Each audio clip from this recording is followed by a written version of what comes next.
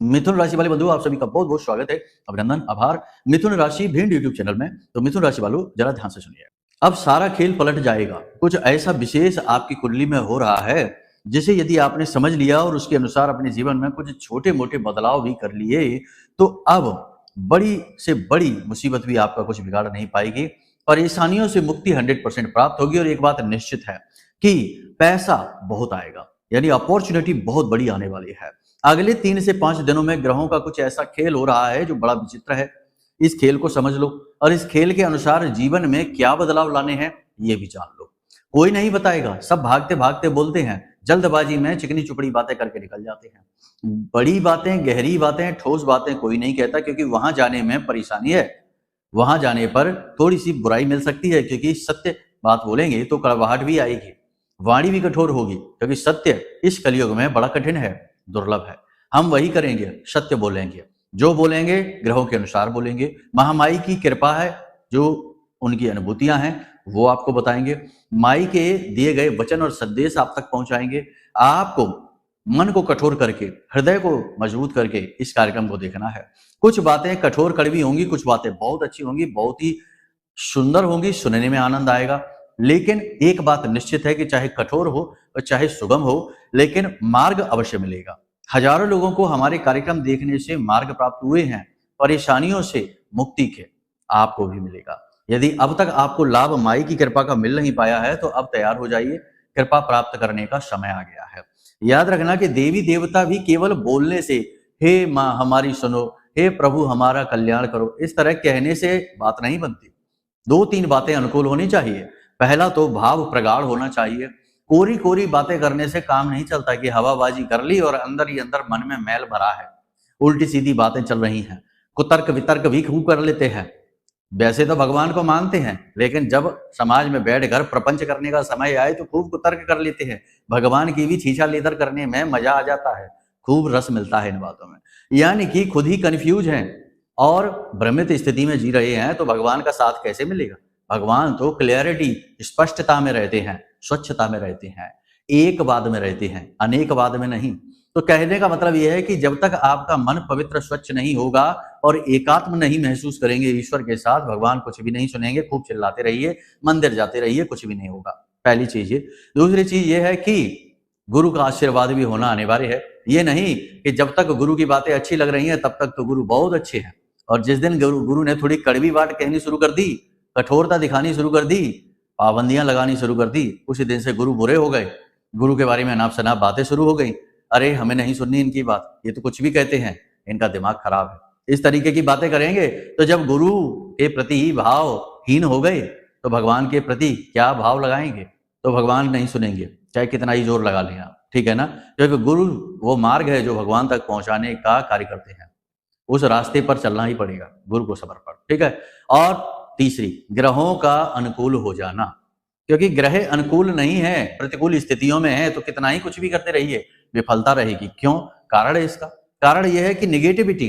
अब शनि और चंद्र का विष दोष यदि कुंडली में बना है तो निगेटिव स्थिति है, पूजा पाठ लगेगी नहीं।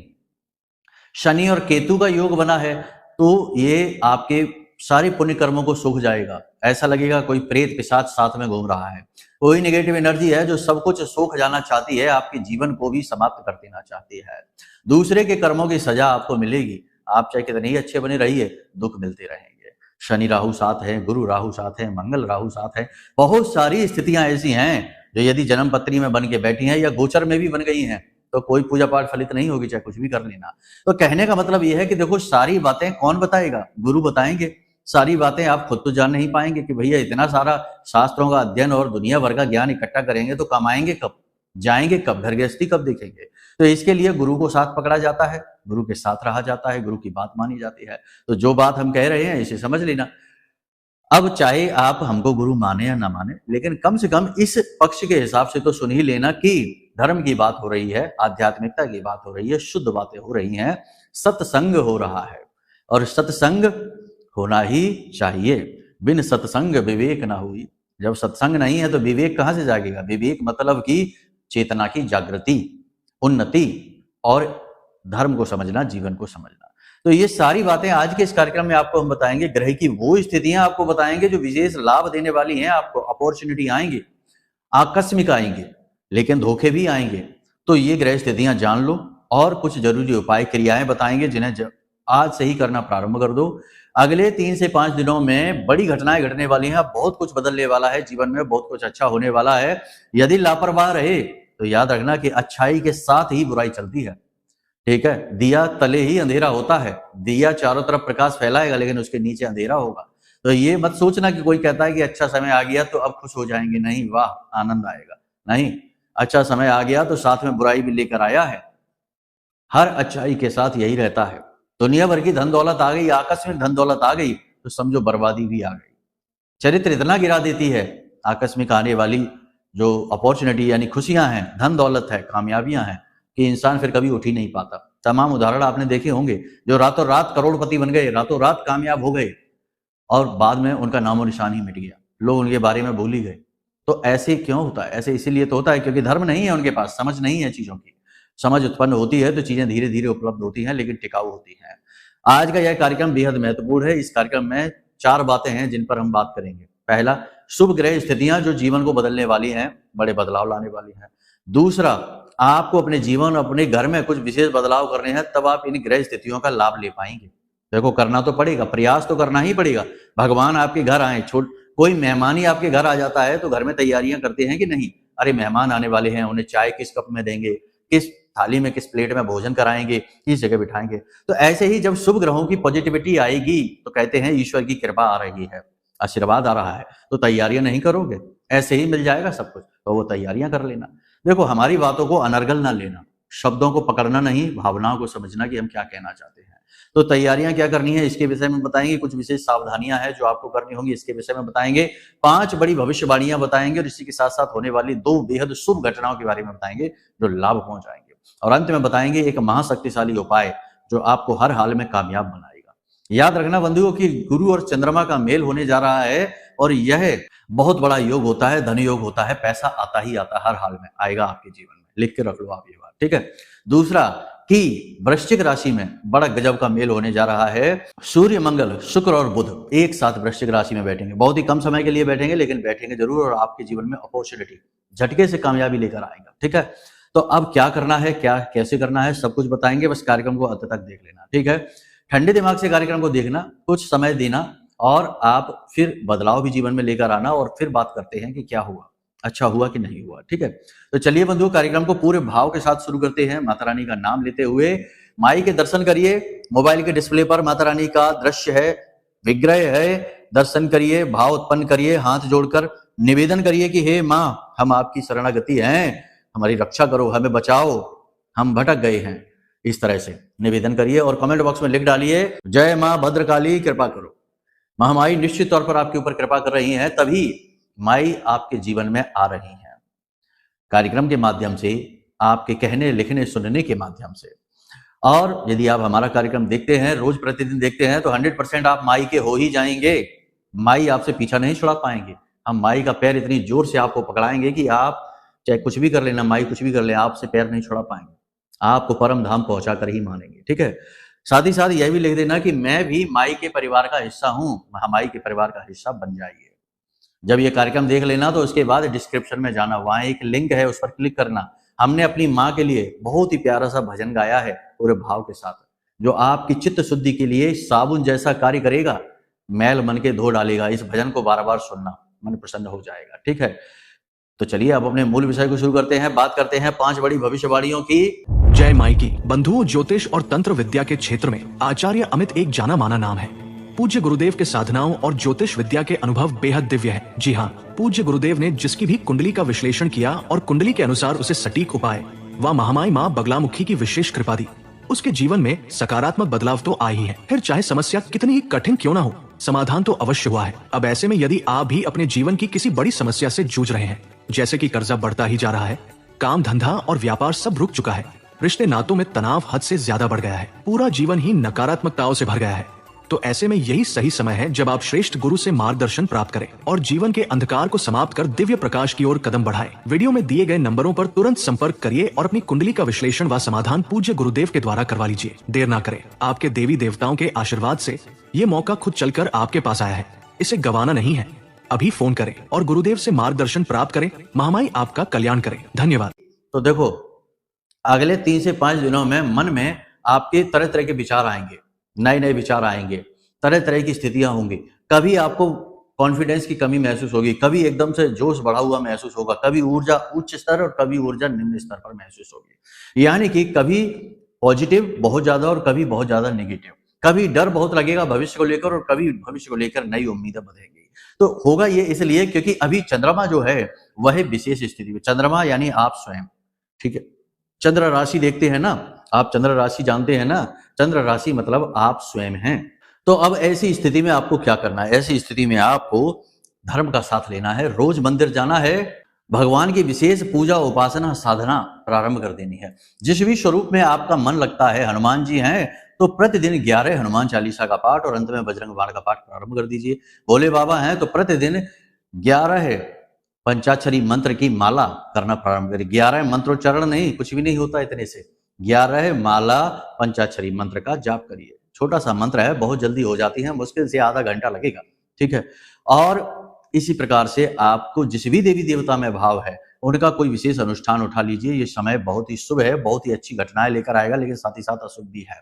कोई भी बड़ा निर्णय अचानक से ना लें, जल्दबाजी में ना लें, वरना खतरनाक स्थिति में आप फंस सकते हैं। आपके मन में आध्यात्मिकता का भाव उत्पन्न होगा, मंदिर आप जाएंगे, भगवान के दर्शन करेंगे, लेकिन वहां पर भी पूजा पाठ से मन विचलित हो सकता है कि पूजा पाठ में मन ना लगे। मंदिर पहुंचकर इधर के उधर के ख्याल आपको पूजा से वंचित करेंगे। तो मन को एकाग्र रखना बहुत ज्यादा जरूरी रहेगा। कुछ परेशानियां आपके जीवन में चल रही हैं, जैसे कि पारिवारिक सदस्यों की समस्या, जिम्मेदारियां हैं कुछ बहुत ही महत्वपूर्ण जिन्हें निर्वहन करना है, और कर्जा और पैसे की कमी, ये आपके जीवन की अभी मुख्य समस्याएं चल रही हैं। थोड़ा इन समस्याओं के बारे में सोच सोचकर आपको भय लगेगा, डर लगेगा। जीवन साथी के स्वास्थ्य को लेकर आपको चिंता महसूस होगी, लेकिन कहीं ना कहीं कुछ ना कुछ सुधार भी प्रारंभ हो चुका है, तो इस बात से थोड़ा संतोष भी रहेगा। विवाह योग्य जो जातक हैं उनके विवाह तय हो जाएंगे, ये बात निश्चित है। जो बेरोजगार बैठे हैं उन्हें नौकरी 100% मिलने वाली है। अगले 3 से 5 दिनों में तैयारी कर लो, लेकिन मेहनत करना होगा। ये नहीं कि हाथ पे हाथ धरे बैठे हैं, गुरुजी ने कह दिया कि नौकरी लगेगी तो अब बस नौकरी लग जाएगी, मौज करो बैठो। नहीं, घर पर नहीं आएगी, चलकर आपको जाना पड़ेगा। सुदामा जी की तरह बेशक भगवान से लौ लगी है, भगवान के परम मित्र भी हैं, लेकिन ऐसा नहीं कि भगवान खुद चल के आ जाएंगे आपके घर, नहीं, आपको जाना पड़ेगा। एक बार आप जाएंगे, उसके बाद फिर देखिए कि भगवान कैसे आपका साथ देते हैं, ठीक है। कोई भी बड़ा व्यापारिक निर्णय लेने से पहले थोड़ा सा संभल जाएं, जल्दबाजी में निर्णय ना लें। निर्णय लेने से पहले अनुमति भगवान से अवश्य लें। देखो, कोई भी कार्य यदि आप करते हैं और उस कार्य को भगवान को समर्पित कर देते हैं तो वह अकर्म की स्थिति में चला जाता है, ठीक है ना।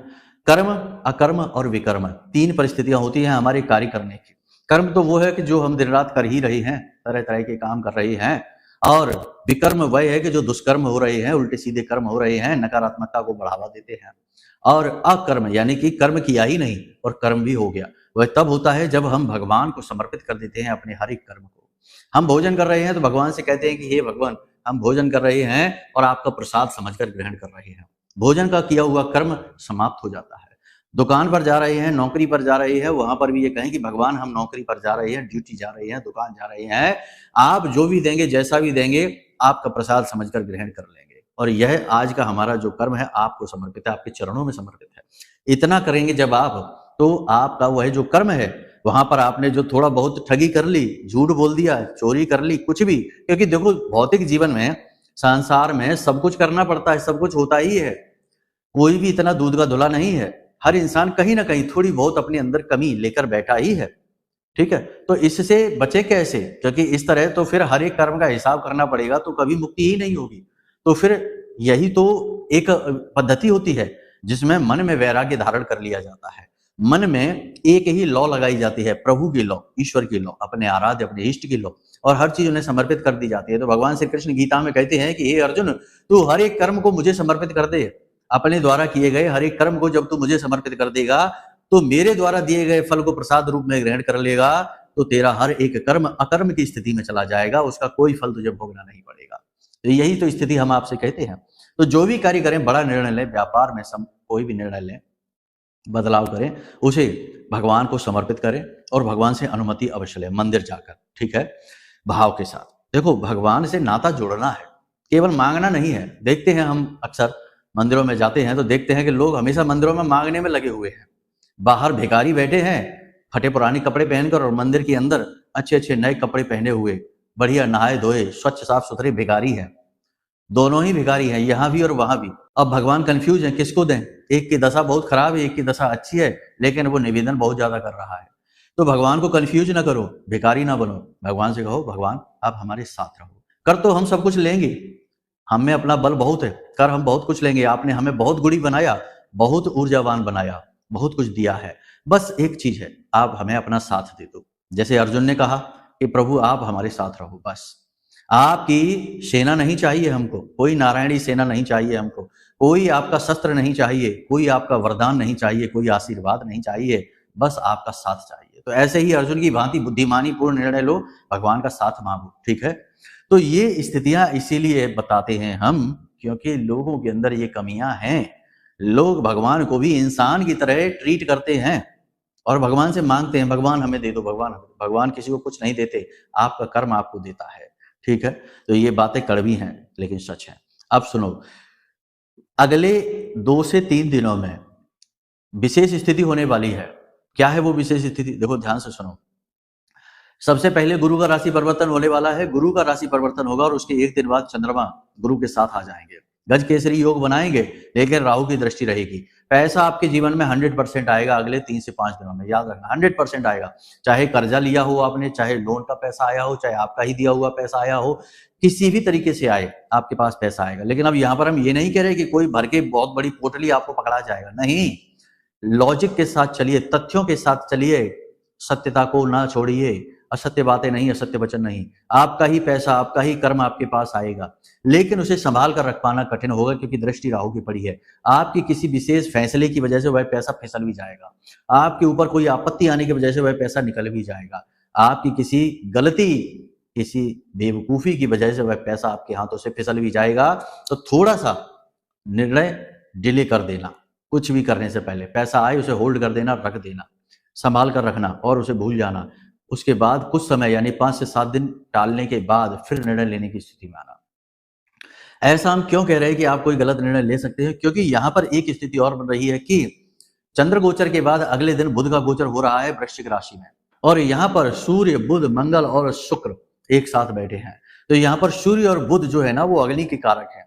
अग्नि के कारक होने की वजह से ये आपके अंदर ऊर्जा को बढ़ाएंगे, कुछ करने की, कुछ कर गुजरने की क्षमता को बढ़ाएंगे, आपके अंदर जोश को बढ़ाएंगे, ऐसे भाव डालेंगे कि जल्दी से कोई निर्णय लो, कुछ बड़ा काम कर डालो, एक्स्ट्रा में इनकम जनरेट करने के लिए कुछ कर डालो, विदेश यात्रा कर डालो, ये कर लो, वो कर लो, बड़े बड़े विचार आपके मन में उत्पन्न होंगे। लेकिन इन विचारों पर भी हानि आ सकती है, इन विचारों को भी क्षति हो सकती है राहु की वजह से, क्योंकि राहु जल्दबाजी का देवता है, नकारात्मकता का देवता है। इसीलिए तो कहा जाता है जल्दबाजी का काम शैतान का, और शैतान कौन है? राहु ही तो है। सबसे ज्यादा दुष्ट प्रवृत्ति ग्रहमाला में राहु के पास ही है, वह कभी किसी का भला नहीं होता। तो यहाँ पर आपको संभल कर रहना है। 5 से 7 दिन रुक जाएंगे, उसके बाद निर्णय लेंगे तो निर्णय सही साबित होगा, ठीक है। अभी जो धन आ रहा है उसे आने दो, जो मौके अवसर आ रहे हैं उन्हें पहचानने की कोशिश करिए। नौकरी अवश्य लगेगी, बस तैयारी बनाकर रखना, और अपॉर्चुनिटी, मौके जैसे भी आए उन्हें लपक लेना, छोड़ना मत। आपका ट्रांसफर हो सकता है, जो नौकरी कर रहे हैं उनका ट्रांसफर हो सकता है, पदोन्नति हो सकती है, किसी प्रकार से आपको पॉजिटिव बेनिफिट अपनी नौकरी में मिलेंगे। लेकिन एक तरफ पॉजिटिविटी है, दूसरी तरफ नेगेटिविटी भी है, आपके शत्रु बढ़ जाएंगे, उच्च अधिकारियों के कान भरेंगे आपके खिलाफ, और आपके लिए नकारात्मक वातावरण भी तैयार करेंगे। तो थोड़ा सा संभल कर रहना है, अपनी बातें किसी को नहीं बतानी है, किसी को अपना हितैषी मत समझ लेना अपने कार्यस्थल पर, क्योंकि जो स्थिति हम आपको बता रहे हैं वह स्थिति आपकी किसी गलती की वजह से उलट भी सकती है। आपकी की गई मेहनत का फल चोरी हो सकता है, आप मेहनत करेंगे, फायदा किसी और को हो सकता है। तो थोड़ा सा चालाक बन जाना, थोड़ा सा अलर्ट हो जाना। होशियारी, चालाकी अपने बचाव के लिए बहुत ज्यादा आवश्यक है, आपको उसे करना ही होगा, यह आपके लिए बेहद जरूरी है। तो थोड़ा सा चालाक हो जाना, थोड़ा सा माइंड गेम खेलना, लोगों को समझने के बाद ही उनके साथ बर्ताव करना, ठीक है ना। हर एक के साथ एक जैसा बर्ताव नहीं, इमोशनल नहीं।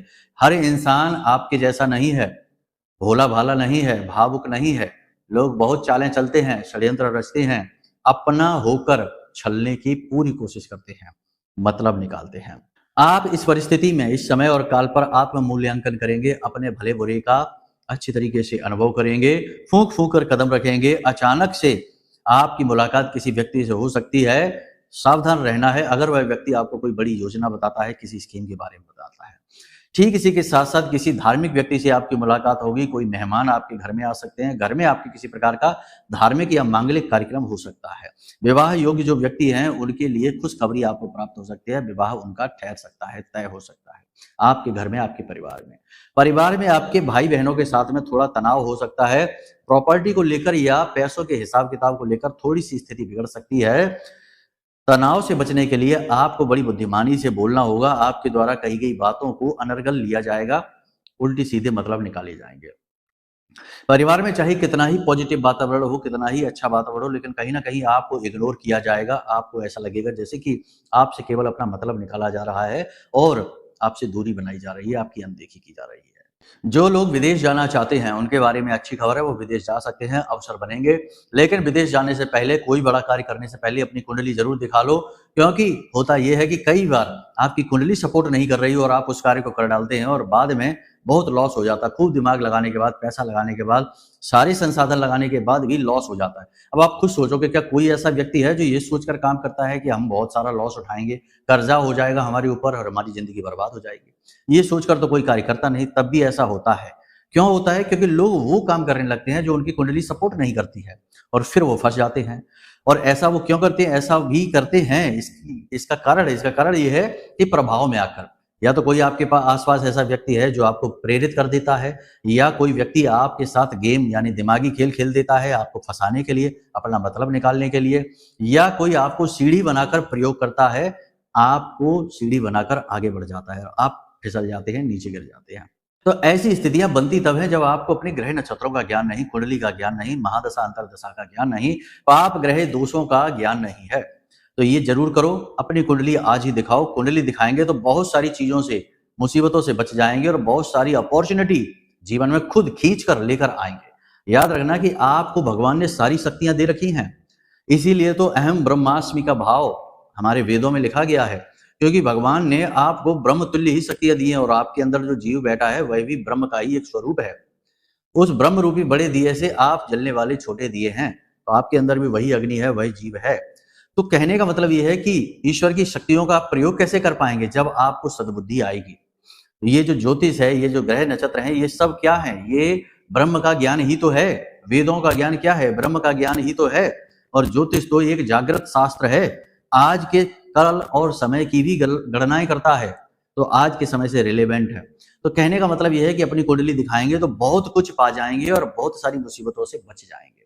ठीक है, कुंडली दिखाइए। साथ ही साथ महामाई का यह महारक्षा कवच है, जो हमने आप जैसे लोगों के लिए, जो लंबे समय से एक ही तरीके की समस्या से जूझ रहे हैं और बहुत नेगेटिविटी जीवन में महसूस करते हैं कि भाई हर बात में अड़चन, हर बात में रुकावट। 100 लोग किसी बात में जाएंगे, किसी कार्य में जाएंगे, 99 कामयाब और आप असफल। तो हर बात में असफलता, रुकावट अगर आप महसूस करते हैं तो यह महारक्षा कवच आपके लिए संजीवनी बूटी के समान है। हमारी साधना की शक्ति, बल इसमें समाहित है। महामाई के सिद्ध मंत्रों से यह जागृत है, अभिमंत्रित है। ठीक है, तो इस रक्षा कवच को आप मंगाएंगे, आप इसका प्रभाव महसूस करेंगे। तो कुंडली आकलन कराइए, महारक्षा कवच मंगाइए और उद्धार पा जाइए, देवी शक्ति आपके साथ आ जाएगी। ठीक है, इन चीजों को आपने समझ लिया। जो बातें यहाँ पर हम आपको बता रहे हैं वो आपके गोचर चार्ट को देखकर बता रही हैं। जन्म पत्री में ठीक इसके उलट स्थितियां भी हो सकती हैं, तो जन्म पत्री बहुत महत्वपूर्ण है। ठीक है, सबसे पहली चीज आप ये करो, आज जब आप इस कार्यक्रम को देख रहे हैं तो कल ही आप ये कर लेना कि ईशान कोण में चांदी के पात्र में हल्दी मिले चावल रखो। चांदी का कोई पात्र ले लो, गिलास ले लो, प्लेट ले लो, कटोरी ले लो, कुछ भी ले लो जिसमें चावल रख सके, उनमें थोड़ी हल्दी मिला लेना, हल्के पीले कर लेना। इसे आप अपने घर के ईशान कोण में रखो। ईशान कोण जो है वो गुरु का कोना होता है, भगवान भोलेनाथ का भी कोना होता है। गज केसरी योग जो इस समय आपके गोचर चार्ट में बनेगा, आप इसे अपने घर में भी बना लो, इसका विशेष लाभ आपको मिलेगा, बहुत ज्यादा लाभ मिलेगा। ठीक है, आग्नेय कोण यानी आग्नेय कोण होता है ईशान कोण यानी कि पूर्व दिशा और उत्तर दिशा के बीच का कोना, आग्नेय कोण यानी पूर्व दिशा और दक्षिण दिशा के बीच का कोना। तो आग्नेय कोण में आपको क्या रखना है? माता लक्ष्मी की एक फोटो लगा लो। ठीक है, ऊंचे स्थान पर लगाना, दीवार में ऊंचाई पर लगाना, जिसमें माता लक्ष्मी बैठी हो, लाल वस्त्र में हो और अपने हाथ से धन की वर्षा करवा रही हो, ऐसी फोटो आग्नेय कोण में आप लगा लो। बहुत ज्यादा आवश्यक है, क्योंकि भाई शुक्र का कोना होता है, शुक्र एक्टिवेट हो जाएगा। शुक्र को माता लक्ष्मी का ही स्वरूप माना जाता है। इसी प्रकार वायव्य कोण, अब वायव्य कोण क्या है? वायव्य कोण समझो कि जो उत्तर दिशा है और पश्चिम दिशा है, उसके बीच का जो कोना है, वहां पर आप एक पात्र रखो, पीतल का लोटा एक रख लो, उसमें जल, स्वच्छ जल भरिए और उस स्वच्छ जल में एक लौंग का जोड़ा, एक इलायची का जोड़ा, 4 काली मिर्च और एक जायफल कूट कर, तोड़कर उसमें डाल दो, पीस कर उसमें डाल दो और उसके बाद आप इसे वहां रख दो 24 घंटे के लिए। और अगले दिन सुबह इस जल को अपने घर के दरवाजे पर सिंचित कर दो। माता लक्ष्मी की विशेष कृपा हो जाएगी, धन आएगा खिंचकर चुंबक की तरह। जो सामग्री इसमें से बचे थोड़ी बहुत, उस सामग्री को घर के पवित्र पौधों में, जैसे तुलसी का पौधा, केले का पौधा, इनकी जड़ों में आप डाल दो। इसी के साथ साथ नैऋत्य कोण जो होता है, नैऋत्य कोण कौन सा है? घर का जो दक्षिण दिशा है और पश्चिम दिशा है, उसके बीच में जो कोना है उसे नैऋत्य कोण कहते हैं। वहां पर कामधेनु गाय, जिसे सुरभि गाय भी कहते हैं, इस गाय को वहां रखो। अब क्या करना है? एक मूर्ति लेकर आनी है, तस्वीर भी लगा सकते हैं, लेकिन मूर्ति ले आए वो अति उत्तम है। तो एक मूर्ति लेकर आए, पत्थर की या धातु की ठोस मूर्ति होनी चाहिए। इस कामधेनु गाय की मूर्ति को आप घर के ईशान कोण में रख दो। उत्तर दिशा की ओर इसका मुख रखना या पूर्व दिशा की ओर इसका मुख रखना। इन 4 चीजों को अपने घर में आप कर लो। इसी के साथ साथ हरिद्र तिलक के बारे में हमने आपको बताया था।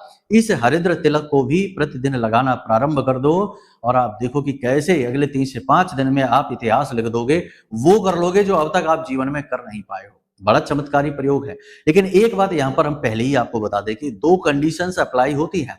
पहली कि आपकी कुंडली में कोई पाप ग्रह योग नहीं होना चाहिए।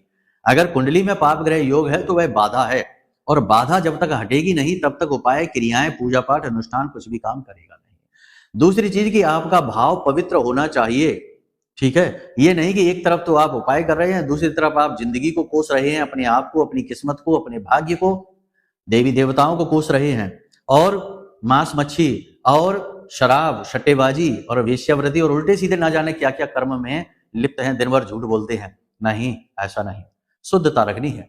तो ये 2 कंडीशन अगर आप मानते हैं, शर्तें मानते हैं, और तो बाकी नैतिकता के जो नियम है वो मानेंगे, तो फिर आप देखिए चमत्कार होने वाला है, ठीक है। तो यहां तक सारी बात आपने समझ ली है। अब यदि आपको कोई सहायता चाहिए, कुंडली आकलन कराना है, महारक्षा कवच पाना है, मच्छमड़ी, जो हमने विशेष मच्छमड़ियां मंगवाई हैं अपने सबसे विश्वसनीय सूत्र से, हमारा शिष्य ही है, उसी से मंगवाई हैं और उन्हें जागृत अभिमंत्रित किया है। राहु के सारे दोषों को समाप्त करने की शक्ति है इस मच्छमड़ी में।